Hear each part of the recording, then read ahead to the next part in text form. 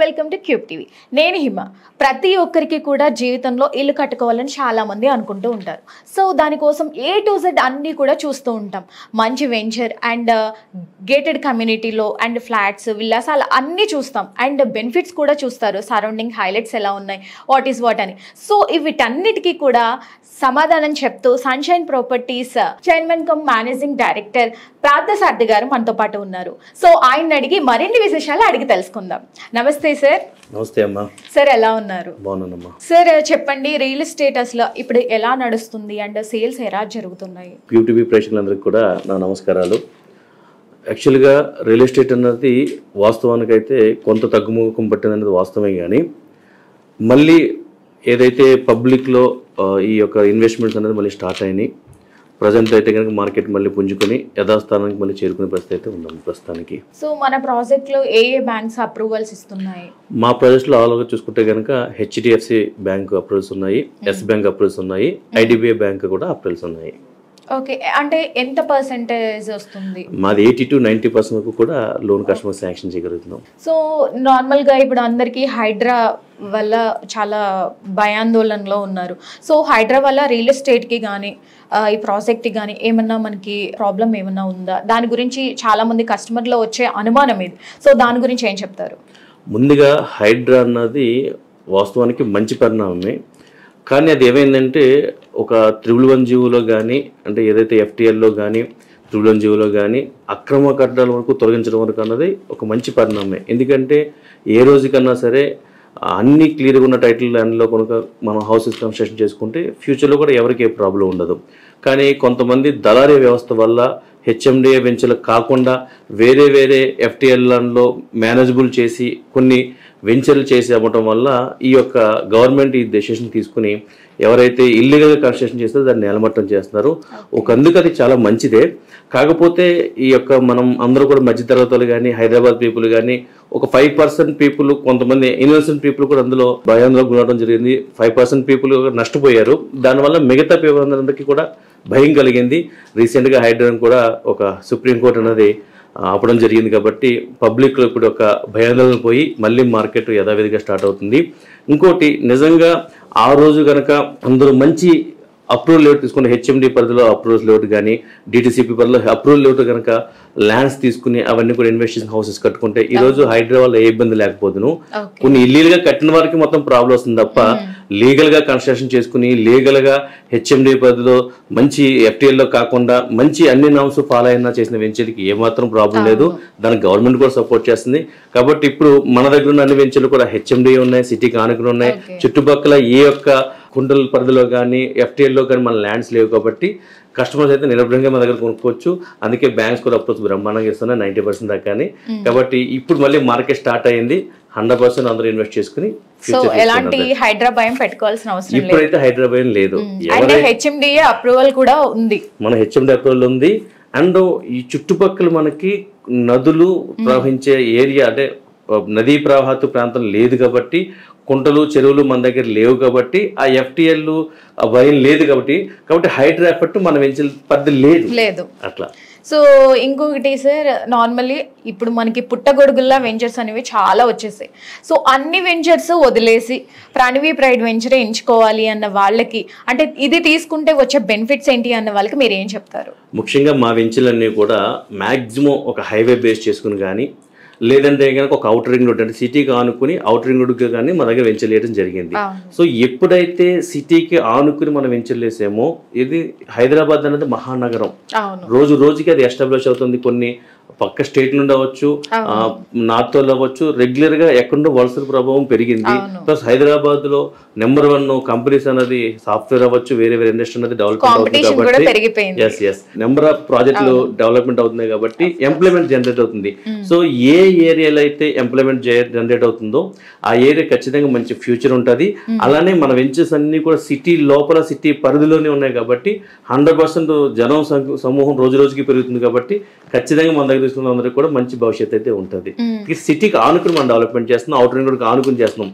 ఈ రోజు చూసుకుంటే మనం అవుటర్ రింగ్ రోడ్ దగ్గర ఉన్నాం, ఇప్పుడు చూసుకుంటే చాలా మంది రీజనల్ రింగ్ రోడ్ దగ్గర కూడా వెంచర్లు వేస్తున్నారు. సో మనం ఇంకా అవుటర్ రింగ్ రోడ్ దగ్గర మంచి వెంచర్లు అన్నది చేస్తున్నాం. మన చుట్టుపక్కల మనమే రీజనబుల్ కాస్ట్ లో మంచి డెవలప్మెంట్స్ తో మనం వెంచర్ చేస్తున్నాం అమ్మా. ఇక్కడ బెనిఫిట్స్ ఏంటి సార్, అంటే కస్టమర్ కి యూజ్ ఏంటి ఇందులో తీసుకోవాలి అనుకునే వాళ్ళకి? సో ముఖ్యంగా మా సన్షైన్ ప్రాపర్టీస్ యొక్క ఉద్దేశం ఏంటంటే మధ్యతరగతి వాళ్ళు ఇల్లులు కొనుక్కోవాలి, ఇల్లులు కట్టుకోవాలని ఎవరికైతే ఒక కోరికలు కళలు ఉంటాయో దాన్ని సహకారం చేయటమే మా యొక్క సన్షైన్ ప్రాపర్టీ యొక్క ధ్యేయం. ఎందుకంటే అన్ని తరగతి వాళ్ళకి రీజనబుల్ కాస్ట్ లో ల్యాండ్ ఇవ్వడం అన్నది మా యొక్క సంకల్పం కాబట్టి అందులో భాగంగా చాలా చాలా రీజనబుల్ కాస్ట్ లో మనం ల్యాండ్స్ అనేది సేల్ చేస్తున్నాము. అలానే మనం చేసిన వెంచర్ అయినా సరే ఇమ్మీడియట్ గా ఇల్లు కట్టిన విధంగా, అంటే సిటీకి ఆనుకుని అవుటర్ రింగ్ రోడ్కి ఆనుకుని హైవేకి దగ్గరలోనే లేదా ఒక ఊరికి ఆనుకుని ఒక మంచి ఇల్లు కట్టుకునే విధంగానే మనం ల్యాండ్స్ అన్ని డెవలప్మెంట్ చేస్తున్నాం కాబట్టి ఆ పరిధిలో 100% డెవలప్మెంట్ అవుతుంది తీసుకొచ్చాం మన దగ్గర. ఓకే, తీసుకుంటాము, ఒకవేళ తర్వాత రీసేల్ చేసుకోవాలి అనుకుంటే అష్యూరెన్స్ ఏమిస్తారు? నేను ఇందాక చెప్పిన విధంగా ఎప్పుడైతే రీజనబుల్ కాస్ట్ లో మనం అమ్ముతున్నాం అంటే మార్కెట్ ప్రైస్ కన్నా తక్కువ ప్రైస్ మనం అమ్మగలిగితే గనక, అలాగే మార్కెట్ ప్రైస్ రియల్ గా అమ్మగలిగితే గనక ఎప్పటికన్నా రోజు రోజుకి గ్రోత్ ఉంటుంది కాబట్టి వాళ్ళకి ఇన్స్టెంట్ గా లాభం కనిపిస్తుంది. అమ్ముతున్నప్పుడు ఖచ్చితంగా దాన్ని 100% రీసేల్ కొనుక్కునేగా అవతలకు ఉంటుంది. సో కొనుక్కున్నప్పుడే మనం బెస్ట్ డీల్ కొనుక్కోగలిగితే కస్టమర్ 100% రిటర్న్స్ అనేది ఆటోమేటిక్ గా బాగుంటాయి, డబుల్ వస్తుంది అంటారు. ఎందుకంటే ఈ రోజు చూసుకుంటే కనుక షేర్ మీద పెట్టే కన్నా లేదంటే వేరే ఏ ఇన్వెస్ట్మెంట్ కన్నా అన్ని రకాల సర్వే చూసుకుంటే కనుక ల్యాండ్ మీద పెట్టిన డబ్బులు మంచి రిటర్న్స్ వస్తున్నాయి. ఇది నేను చెప్పడం కాదు, అంతర్జాతీయ సర్వేలు కూడా వెల్లడించింది ఏమంటే ల్యాండ్ మీద పెట్టిన డబ్బులు అప్రిషియేషన్స్ దేనికి తీసుకోవు కాబట్టి ల్యాండ్ మీద పెడుతున్నాం కాబట్టి నిశ్చయంగా కస్టమర్స్ హ్యాపీగా ఉండొచ్చు. సార్ ఇప్పటి వరకు ఎన్ని ప్రాజెక్ట్ చేశారు మీరు? మా అయితే ఇప్పటికైతే 12 ప్రాజెక్టుల దాకా కంప్లీట్ అయినాయమ్మా. సో కస్టమర్ ఇక్కడ తీసుకోగానే వెంచర్ తీసుకోగానే అన్ని పర్మిషన్స్ కానీ అన్ని డాక్యుమెంట్స్ కానీ అంటే వాళ్ళకి ఇన్సూరెన్స్ కానీ అన్ని కరెక్ట్ గా ఉన్నాయా, తీసుకోవచ్చా? జనరల్ గా హెచ్ఎండి అంటేనే Hyderabad metro development authority. So దాంట్లో భాగంగానే కొన్ని నామ్స్ ఉంటాయి. సో మన డెవలప్మెంట్స్ అన్ని రోడ్లు అవ్వచ్చు, ఎలక్ట్రిసిటీ అవ్వచ్చు, వాటర్ అవ్వచ్చు, డ్రైన్స్ అవ్వచ్చు, డ్రింకింగ్ వాటర్ అవ్వచ్చు, ఎవెన్యూ ప్లాంటేషన్ అవ్వచ్చు, పార్కులు అవ్వచ్చు, హెచ్ఎండిఏ ప్రకారం మనం అన్ని కంప్లీట్ డెవలప్మెంట్ చేస్తున్నాం కాబట్టి సో మీరు ఆల్రెడీ ప్రాజెక్ట్ చూసే ఉంటారు, మీరు షూట్ చేసి ఉన్నారు. సో అన్ని డెవలప్మెంట్ చేసిన తర్వాతే మేము కస్టమర్ సేల్ చేస్తున్నాం. నేను మిగతా లాగా వేరే వెంచర్లోగా మేము రోడ్లు చేస్తాము, ఎలక్ట్రిసిటీ చేస్తాము, వాటర్ ఇస్తాము, డ్రైన్స్ ఇస్తామని చెప్పి మేము కస్టమర్ని హైర్ చేసి వెంచర్లు అమ్మట్లేదు, ప్లాట్లు అమ్మట్లేదు. మేము కంప్లీట్ డెవలప్మెంట్ చేసిన తర్వాతే కస్టమర్ సైట్లు మేము సేల్స్ చేస్తున్నాం కాబట్టి అన్ని రకాలుగానే హ్యాపీగా తీసుకొచ్చాము కస్టమర్స్. ఓకే సార్, అండ్ మనకి మన project sunshine properties and Pranavi pride, అది మన ప్రాజెక్ట్ అనేది సిటీకి ఎంత డిస్టెన్స్ లో ఉంది? మాది సిటీలో ఉన్నట్టే, ఎందుకంటే మా వెంచర్లో చూస్తే అవుటర్ రింగ్ రోడ్ మీద వెళ్తున్న వెహికల్స్ చాలా క్లియర్గా కనిపిస్తాయి. సిటీలో ఉన్న నెంబర్ బిల్డింగ్స్ అన్ని కూడా మన వెంచర్లోనే కనిపిస్తుంటే మా సైడ్కి ఆనుకుని పారిజాత ఎలైట్స్ అనే అపార్ట్మెంట్స్ కానీ మన సైట్కి ఆనుకుని ఒక 3 అంతస్తులు 4 అంతస్తులు ఇల్లులు మన సైట్కి ఆనుకునే ఉన్నాయి. ఒక బాచారం అనే ఊరు ఉంది, Taramatipet outer ring road junction లోనే ఉన్నాం మనం. పైగా ఈ రోజు ఆ ఏరియా చూసుకుంటే కనుక 5 కోట్ల రూపాయలు 6 కోట్ల రూపాయలు విల్లాస్ కూడా నడుస్తున్నాయి. దానికి కేవలం అవుటర్ రింగ్ రోడ్కి మనం వితిన్ 1 కిలోమీటర్ లోపు అంటే 1/2 కిలోమీటర్ టు 700 మీటర్స్ డిస్టెన్స్ లో ఉన్నాం కాబట్టి సిటీలోనే ఉన్నాం. పైగా మన special development zone high rise apartments కట్టుకునే పర్మిషన్ మన దాంట్లో ఉంది. ఓకే, అండ్ మనము ఇప్పటి వరకు వెంచర్ గురించి మాట్లాడుకున్నాం, సో ప్లాట్స్ సైజెస్ గురించి కూడా మాట్లాడుకోవాలి. సో దాని గురించి చెప్పండి సార్ ఒకసారి. నేను ముందుగా మా కంపెనీ ఉద్దేశం చెప్పాను, మధ్య తరగతి పర్సన్స్ కొనుక్కోవటమే మా ధ్యేయం కాబట్టి మా దగ్గర మినిమం ప్లాట్ 150 స్క్వేర్ యార్డ్స్ నుండి 183 స్క్వేర్ యార్డ్స్ 200 400 అంటే 150 ప్లాట్ కూడా మనం ఇస్తున్నాం అందరికి. ఓకే ఓకే సార్, నార్మల్ గా రియల్ ఎస్టేట్ అనగానే డౌన్ ఫాల్స్ ఉంటాయి, అప్ అండ్ డౌన్స్ ఉంటాయి. సో దీన్ని ఎలా ఓవర్కమ్ చేస్తారు? అంటే గవర్నమెంట్ సైడ్ నుంచి కూడా ఎలా సహకారం ఉంది, దాని గురించి ఏం చెప్తారు? జనరల్గా అయితే కనుక గత ప్రభుత్వం బీఆర్ఎస్ ప్రభుత్వం కానీ ప్రజెంట్ కాంగ్రెస్ ప్రభుత్వం కానీ గత ప్రభుత్వంలో సీఎం గారు చేసిన చంద్రశేఖరరావు గారు కానీ లేదా ఇప్పుడు చేస్తున్న రేవంత్ రెడ్డి గారు కానీ ఎవరన్నా సరే రియల్ ఎస్టేట్ బాగుండాలి, హైదరాబాద్ పీపుల్ బాగుండాలని కోరుకుంటున్నారు. గత ప్రభుత్వం ఏ రకంగా అయితే సపోర్ట్ చేసిందో ప్రజెంట్ ప్రభుత్వం కూడా అంతే సహకరిస్తుంది. కాకపోతే ఈ యొక్క హైడ్రా మంచి పరిణామమే, కాబట్టి ఇల్లీగల్ గా ఉన్న కన్స్ట్రక్షన్ ని కూలగొట్టడం అనేది మంచి పరిణామమే. అయితే దానివల్ల చాలా మంది భయపడింది వాస్తవమే, కానీ దానివల్ల ఈ రోజు చేసే కార్యక్రమం వల్ల రేపన్న రోజు ఇల్లీగల్ గా కన్స్ట్రక్షన్ లేకుండా సిటీ ఒక మంచి ఫ్యూచర్ డెవలప్మెంట్ అవుతుంది. అది ఒక మంచి పరిణామం. అప్పుడు కానీ ఇప్పుడు కానీ గవర్నమెంట్ ఎప్పుడు కూడా రియల్టర్స్ మంచి సపోర్టే ఉంది.